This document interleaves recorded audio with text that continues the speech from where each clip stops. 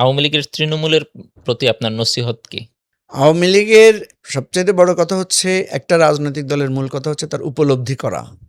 তারা যে ভুল করেছে, তারা যে গণহত্যার আশ্রয় নিয়েছে, তারা যে ক্ষমতা টিকিয়ে রাখার জন্য ভোট ব্যবস্থাকে ধ্বংস করেছে, তারা যে লুটপাট করেছে, এই জিনিসটা তাদেরকে স্বীকার করতে হবে এবং স্বীকার করে এটার বিচারের মুখোমুখি হতে হবে। শেখ হাসিনা তো যখন আপনার ২১ বছর পরে ক্ষমতায় এসেছিল, তারা কিন্তু তার ভুল ত্রুটি বাকশালের ইস্যু স্বীকার করেছে এবং বাকশালের যে নীতি সেটা পরিত্যাগ করেছে। সুতরাং এই পন্থা ছাড়া আওয়ামী লীগকে গায়ের জোরে আসতে হবে এবং গায়ের জোরে যে আওয়ামী লীগ এই ১৬ বছর ছিল, গায়ের জোরের পথটাই হচ্ছে এরকম, খুবই রিস্কি। গায়ের জোরে থাকলে একটা সময় গিয়ে আপনার পুরোটাই উল্টে যায়। যে ১৬ বছর ধরে আওয়ামী লীগ যা অর্জন করেছে, তার যে প্রাসাদ, প্রত্যেকের দেখবেন প্রত্যেক নেতাদের বিরাট বিরাট প্রাসাদ ধূলিসাৎ হয়ে গেছে। আওয়ামী লীগের নেতাদের বাড়িঘরে খুঁজলে গিয়ে দেখবেন তাদের বড় বড় বাড়ি, সুন্দর সুন্দর প্রাসাদ সবগুলো এখন বিরানভূমি হয়ে পড়ে আছে। আওয়ামী লীগ এত সুন্দর অফিস বানিয়েছে বঙ্গবন্ধু এভিনিউতে, গিয়ে দেখেন কি দুর্দশা সেখানে।